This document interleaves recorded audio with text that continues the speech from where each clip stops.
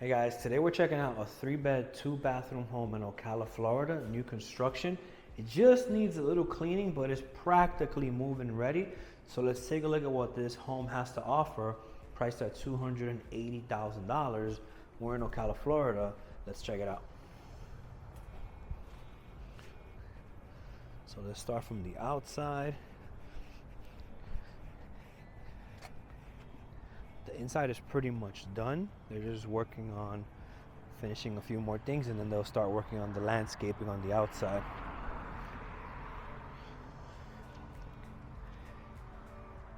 If you are a returning viewer, welcome back. If this is your first time on this channel, my name is Jodenny, Central Florida Realtor and Mortgage Broker. All right, so this property, 1453 square feet, 3-bed, 2-bath, 280.28 acre. So close to a third of an acre. $280,000. Let's see. Let's go around the back.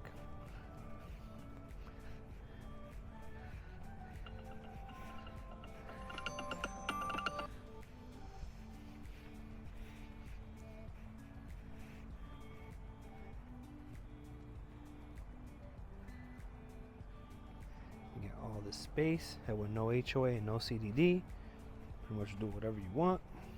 You're good to go.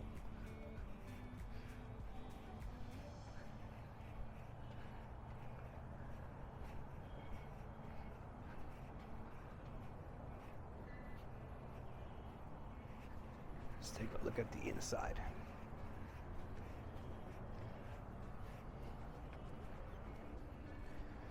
This is going to be your entrance right here. So we have close to 1,500 square feet to work with. So you have the high ceilings, and then you have the living room right when you come in. They put the cable outlet there, so the TV's most likely going to go here. And then, or there's also a cable outlet over here. Do you guys think it makes more sense to put the TV on this side, where you can have the furniture over here, not blocking, the entrance, or put the furniture over here and the TV on that side? Let me know what you guys think. All right, so we have one bedroom, the primary on that side, and then the other two right behind me. This is your kitchen. You have a nice little island. They'll put the appliances in by closing time, so you'll get some nice appliances. You got some great upgraded countertops here, nice cabinets. The flooring looks super nice. Very neutral colors throughout the property. This would be the dining area right here, right under this light fixture. This is a chandelier. I would say light fixture. Now it's a little bit dusty, a little bit dirty, but when it's time for you to close on the house, there'll be a cleaning, and you'll get it with doorknobs as well. You'll get that as well. All right, so this is going to be bedroom number 1.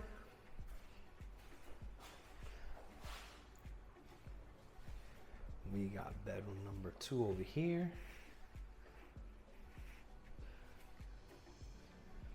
And then we have the first bathroom right over here.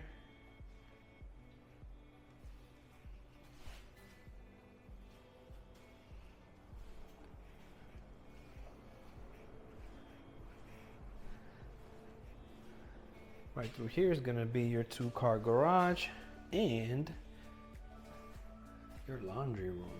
So you have the laundry room here. Nice little closet right over here as well.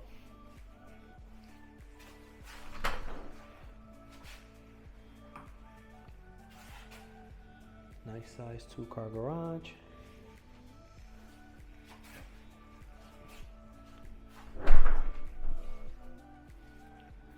Now let's take a look at the primary. So you have this massive tray ceiling in your primary.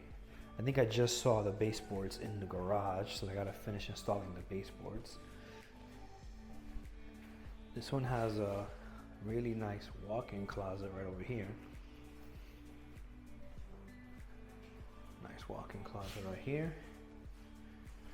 And then you have a dual sink vanity, nice big mirror. Just a shower. No tub in this one, only in the other bathroom there's a tub. Nice little linen closet right there. That's it. 1453 square feet. Pretty nice size home. $280,000. If you're looking to buy a home anywhere in Florida, reach out to me directly. I can also help you with the mortgage side of things as well. So if you need, if you have a realtor and you need a lender, I could be your lender. Or if you have a lender and you need a realtor, I could be the realtor. If you found any value in this video, consider subscribing to the channel. Drop a like, drop a comment. I'll see you on the next one. All right, so we're back at the home studio for a little bit. For those of you who have seen my videos before, you know what I'm about to talk about, so you can finish the video now. For those of you who are new here, this is where we're gonna talk about the steps of buying a home, some of the numbers associated with that, and as well as some things to look at as far as life expectancy goes with some of the big items. So as far as like some of the steps when you're buying a home, one of the first steps is consulting with a real estate agent like myself. We're able to put together like a synopsis of like what you're looking for, your time frame, budget, and especially with someone like me, I'm also able to help you with your mortgage needs. I'm also a licensed mortgage broker account executive. So with one credit pool, I'm able to shop multiple lenders at one time to see what type of programs you qualify for, what type of options there are, if there's any down payment assistance programs. We have all sorts of different programs being a mortgage broker.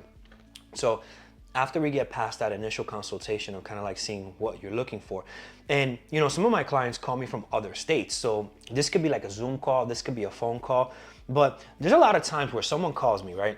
They're hyped up, they saw my video on a weekend and they call me and they're like, oh, I'm looking for this, start sending me this, and then completely ghost.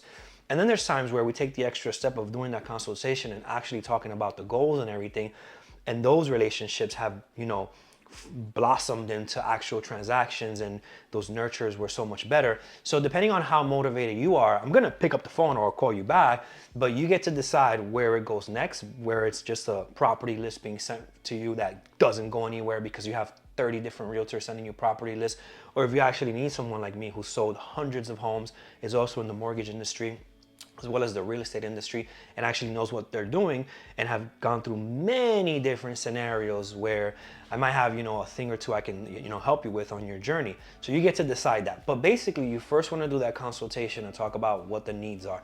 Then we want to start putting the property list together, tailored to like how, what you're looking for. And I do this two ways. I have an automated search and I have a manual search. Sometimes the automated search goes out too many times where it ends up in your junk or spam folder. After we've identified the properties that you want to check out, we go check them out either in person or we'll do a video tour for you where we'll send you like a recording of it or virtual tour. And then we want to negotiate the offer. So those steps are, consulting with an agent, putting the property search together, getting pre-approved if you need to, or having your proof of funds ready, seeing the properties, negotiating an offer. Then we get into the contract. Now we're helping you handle the communications between the title company, the home inspectors, the appraisers, the lenders, the surveyors, everyone that's involved in the transaction. So you want to get a home inspection within the first week, as well as start the escrow file with the title company. Then in the second to third week, we want to get, the appraisal ordered, the survey ordered, the title company is working on the title work, lenders working on the lending work. I'm making sure like a puppet master that everyone's doing their part and communicating with everybody. And then around the third to fourth week, we're wrapping things up and we're trying to see, was there any issues, any repairs, any renegotiations, any appraisal issues, any cloud on the title or title issues, or anything that can go wrong, to try to clear that up before we do the final clear to close. Within 72 hours of that property closing, title company is they're going to try to be ready, lender's going to be ready, they're going to rebalance numbers. You're going to see the numbers and we're going to see what you're going to sign at closing as far as a settlement statement goes a few days before the closing. Sometimes the day of or the day before, but normally you'll have access to that before you get to like the closing table, so there's no surprise on what the numbers are going to be. And in all those steps, it could take anywhere from 3 weeks to like 6 weeks or even longer, depending on, what could go wrong. And who you work with does matter, because sometimes we can kind of like see in advance, this might be an issue. For example, I went to a property and I saw that one of the panels on the electrical was outdated. And I simply made a comment that this might need to be replaced and it might cause insurance issues. And lo and behold, yes, it caused insurance issues. And then that property was still on the market like a few months later also, because the seller was trying to truly sell it as is. And we were trying to explain that in its current condition, it's not insurable to new standards. So who you work with does make a difference on sometimes how the journey is going to go. Now, when it comes to life expectancy on some of the items on the house, I have like a pamphlet here, which an inspector gave me, kind of like detailing what the life expectancy is. Now, this can change based on, you know, how you maintain those items and everything. But something to keep in mind when you're buying a resale home or even a new construction home is the life expectancy of a roof can be anywhere from 12 to 15 years if it's shingles. So sometimes you'll get it like pressure washed or cleaned up real good, but the inspector's job is to determine how much life is left on that roof. And if there's not a lot of life left on it, the insurance companies might give you issues when you're trying to buy the home, trying to reinsure that. So the current coverage doesn't just disappear. For example, the new coverage might not be an option if there's not much life left on it. There's many different ways to negotiate a roof. Sellers can go and get it replaced. They can throw a concession on the deal. If the house appraised for higher than what you're buying it for, we can raise the price of the house, ask for some concessions back. The seller nets the same amount of money, and you're able to finance or walk out with cash at closing to do some of those repairs that you want to do. Now, getting insurance temporarily sometimes is an issue as well if you have one of those big items that need, you know, to be addressed, but we have our workarounds that we've done before. So as far as like roofs go, 12 to 15 years. If it's a standard shingle, if it's a metal roof, you got up to 60 years coverage there, 60 years. Now, as far as cooling goes, central air, 10 to 15 years, depending on how you maintain it. We had one instance where we showed the house and the AC was like, the HVAC was like 29 years old, but that thing still ran smooth. So what the seller did was they basically added a home warranty to the equation just in case if it goes bad in the first 12 months, because they were not going to replace it. If they kept maintaining it every year and got, you know, parts replaced and everything, they just were not going to pay the expense to get that fixed. And it was almost a deal breaker, but it was working perfectly fine, and the buyer was okay with getting a home warranty on it.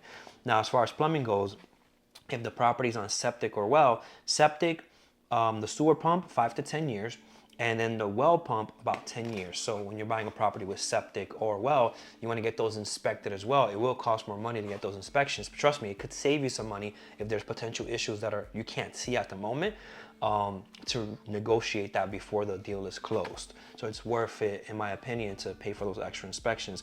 And then as far as appliances go, a dishwasher could last 5 to 12 years, a dryer 10 to 25 years, garbage disposal 5 to 12, oven range 15 to 20, and a washing machine 5 to 15 years.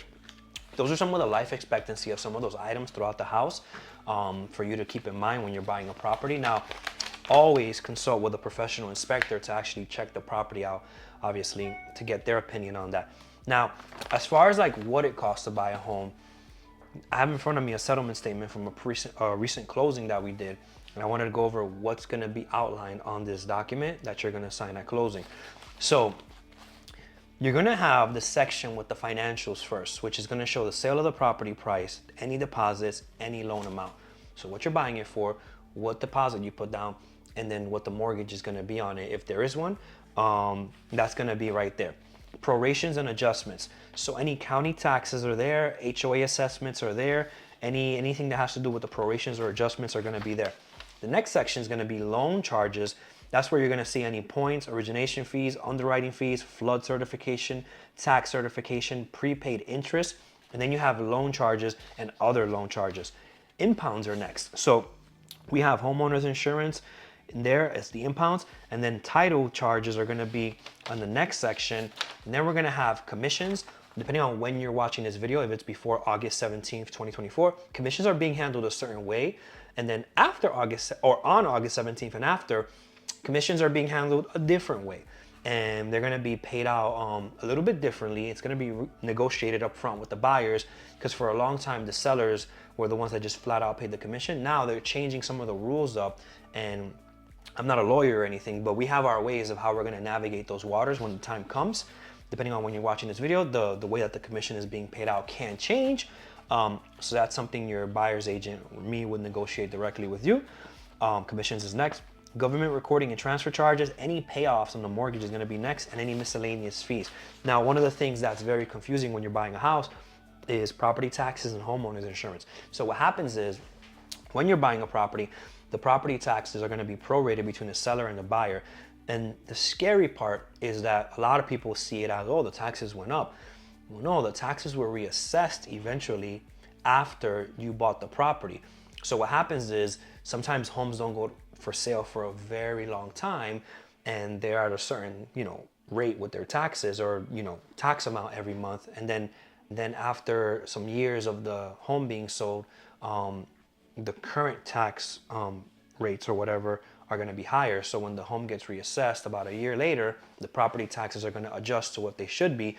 And it scares a lot of people, because that means that the numbers are going up. Because a lot of times when you're buying homes, a lot of times they're a little bit higher. You're buying it at a higher price than what they sold before. There are some times in like the luxury market where you're buying houses that were super expensive and they get super low, but based on my history and my sales, our averages are like 350K price points. We've sold over $34 million in homes, and at an average of like 350. Those are like gonna be like scenarios where they appreciated as we help those buyers buy those. Not too many scenarios where they depreciated. So the property taxes get adjusted up. And what happens after that is the homeowner's insurance is also charged up front. So property taxes, homeowner's insurance is charged up front to get paid out at closing. But then your mortgage is due about a month or two later, and you're gonna see it again monthly now, property taxes and insurance, and that confuses people. But what's happening is they're prepaying it now for the next payment for the following year. And the mortgage company is putting that into an escrow account, where at the end of the year or when it's due, they'll then make that payment for you. And what's scary is that if the lender you're working with doesn't escrow the correct amount, then what happens is there could be a shortage when that time comes, and then you'll have to pay the difference at that time. And another thing is, sometimes to make deals work, lenders will just use the current tax bill and not tell anyone that it's gonna readjust. And it could be a scenario where they're super close in DTI for qualifying. And if anyone were to say anything about that, then they may not qualify. So the lender doesn't say anything. And then a year later, you get surprised with that bill and it's higher, and you truly can't afford the house anymore. So that's just it's a tragedy that then you have to sell your house or short sell it or rent it out or do something, because you're surprised a year later when you just finished settling into your beautiful home that now it's going to be more expensive. That's information on property taxes, the numbers, life expectancy, and what to expect on when you're buying a home.